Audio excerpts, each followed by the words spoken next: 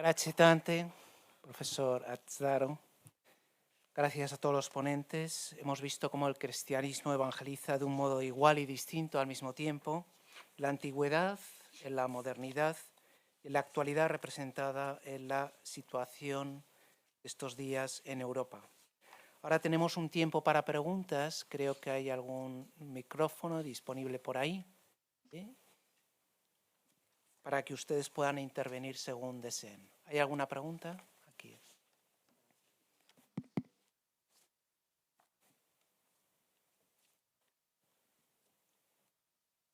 Como andamos un poquito justos de tiempo, si es posible la brevedad, yo creo que la agradeceremos todos. Gracias. So thank you. Just a comment, and then if you can reflect the link between the political theology of Varro and the actual situation. And I think Ratzinger very clearly states that that political theology which seeks just social unity is very much present today, especially in the thought of someone like Paul Nitter in the Dialogue of Religions, where he ends up saying that the mission of the church and of all religions is to build the perfect society on earth and a one world government to establish peace, justice, and the ecological care for ecology. And so really, we come back to this, precisely what Pierluca was saying, and the actuality of antiquity today. So just your thoughts or comments.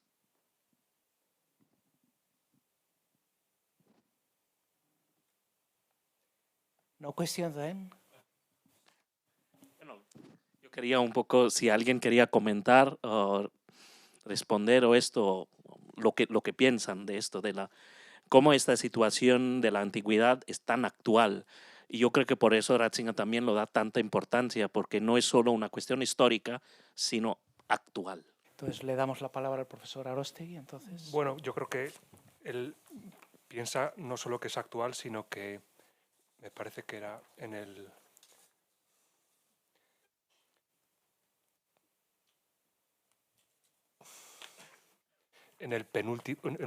primer texto del apartado 2.2 dice que esta es la genuina pregunta que la Iglesia y la teología deben plantearse hoy día. O sea, no es que sea una cuestión actual, sino que él cree que es la cuestión crucial.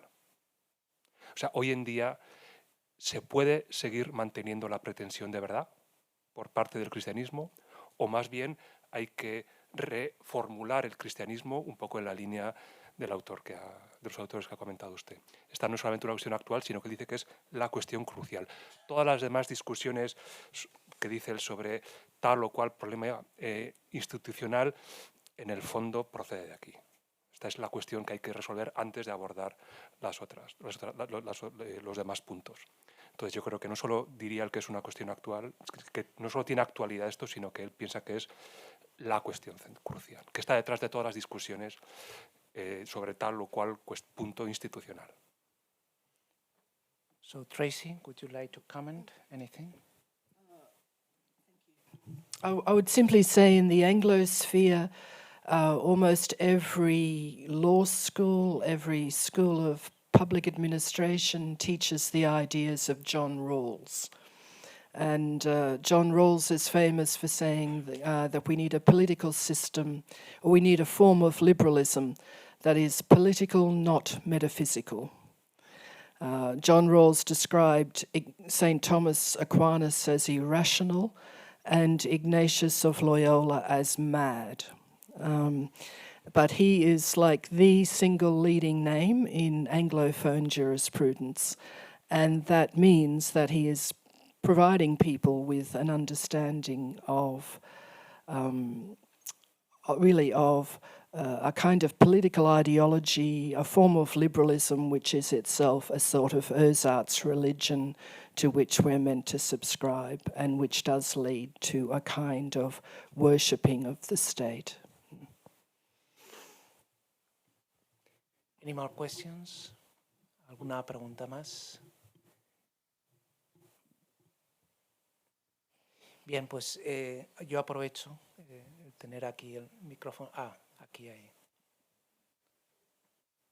Entonces esperaré mi turno. yo quería preguntar tanto a don Manuel como a Tracy. Aquí. Don Manuel, cuando en la crítica que hace Ashman, diciendo, ¿no?, que es un poco lo que responde Ratzinger, como el cristianismo en su pretensión de verdad se acaba convirtiendo en una fuente de intolerancia, ¿no se podría decir que precisamente las divisiones confesionales son precisamente un retorno a la teología política? No sé si Ratzinger introduce, o sea, que precisamente es lo contrario de lo que dice Ashman. Y luego, bueno... Dejamos responder y a ver. luego... Bueno, esto...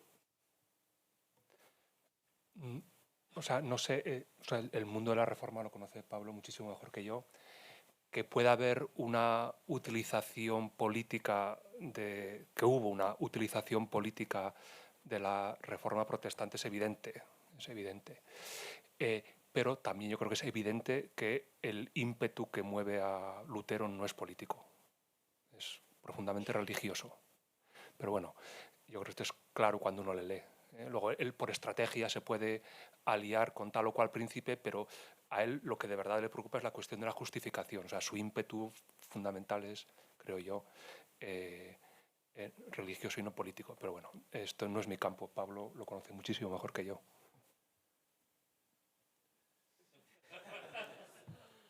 No, yo creo que lo has dicho perfectamente. Es lo que dicen los grandes autores de la Lutherforschung, ¿no? Entonces, y había una pregunta también para Tracy. Tracy, it's because modernity is a concept that may say the present time, as maybe it's in the common use of modernity, but it also for historians is the period which is from America to the French Revolution. And my question is, when Ratzinger speaks of modernity and its causes and its roots, is he speaking of that period of time which is called so-called modernity, or is he really when he says modern culture, he's thinking in our culture? I don't know if I've expressed. Well, that is a good question, which I haven't actually thought about. So I would have to take that question on notice and really look at that issue. Different intellectual historians locate the beginnings of the culture of modernity in different places. I think we can say with absolute certainty that Ratzinger locates the origin at the time of the Renaissance. But when he simply says modernity in a sentence, I haven't analysed it to see, is he consistent, for example? Is he consistent in associating it with, say, 18th century rise of German idealism, or is he using it in a context where it can be simply a synonym for contemporary? I think you'd have to actually look at every single usage of that concept and see whether he's consistent or whether it changes depending upon the context of the article. And yeah, I haven't done that analysis. Yeah. Thank you, Professor Azzaro. Would you like to add anything? No, I only want to give an element that Ratzinger, I was struck because Ratzinger defines Augustine, as we spoke about Augustine, as the first modern thinker. Augustine as the first modern thinker. So, and then of course he distinguished between a sick modernity and a healthy modernity. For him, modernity in its founding elements, the idea of freedom and so on, be freed, set free. No? To be set free is a typical instance of modernity.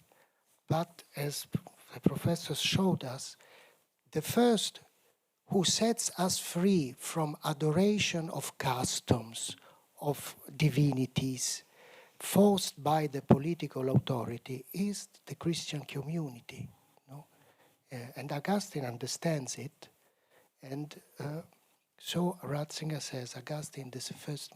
And when in the Second Vatican Council there will be the debate, as Monsignor Genswein said, the debate on religious freedom, Ratzinger will be the most convincing author and man in, arguing for this element on the basis of Christian roots of European culture.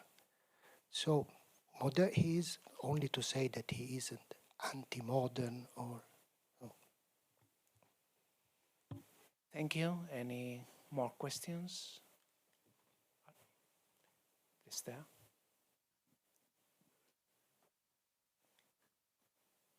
Si quiere presentarse también puede. Okay, my name is Andrei Casallas. I am from Colombia, from Bogota, and I have a question to Tracy and to Pierluca. And the question is about modernity.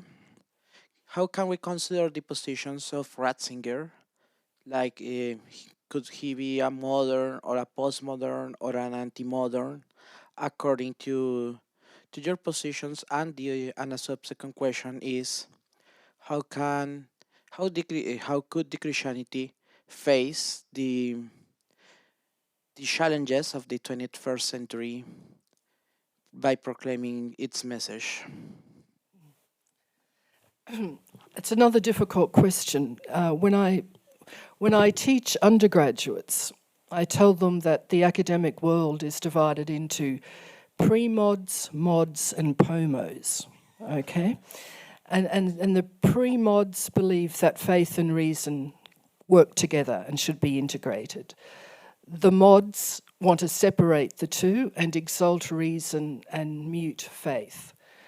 And the pomos say that's impossible, that all reason has a mythological foundation, so you can't separate them, but they say you cannot use your reason to discern that one mythology is superior to another. You know, you cannot use your intellect to say that it's better to be a Christian or more rational to be a Christian than to be a Druid, you know. So that's sort of the typical classification. And I think if you use that classification system, then Ratzinger is a pre-modern. But then we have the comments that Pierluca made about, you know, how it's possible to define Augustine as a modern because you're using a different set of criteria.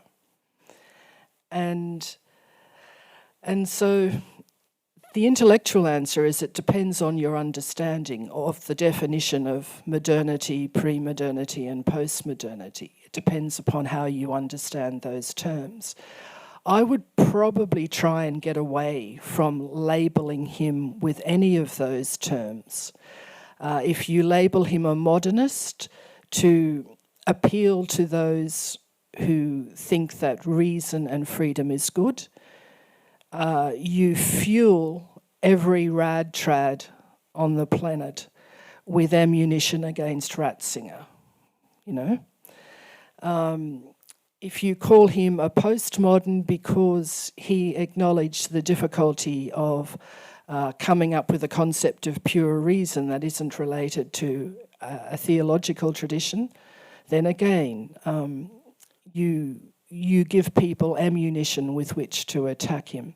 So I tend to call him a Christian humanist and to talk about the humanism of the incarnation, because I think if you call him a Christian humanist, there's less scope for him to be attacked from one or other intellectual faction.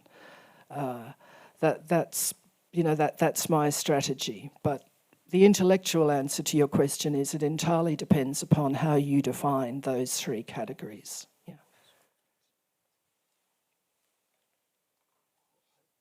I will reassume in only one sentence. I give you the warmest advice to read again the Encyclica Spe Salvi of the year 2007. By the way, we'll have in 2 years this anniversary of this absolutely beautiful encyclical. If we succeed in living the hope as a Christians, we are the most modern of the moderns, and we can really contribute to the beauty of the world again. We are the most modern, but the problem is, the fact is that this hope can truly be lived in a human way only in the church. Outside the church, this is at least my interpretation of something I've read of him. Outside of the church, it becomes something sick, utopia, the dream of the perfect world, the dream that we can be. We are oriented to hope. Hope belongs to our nature as a man to go back to.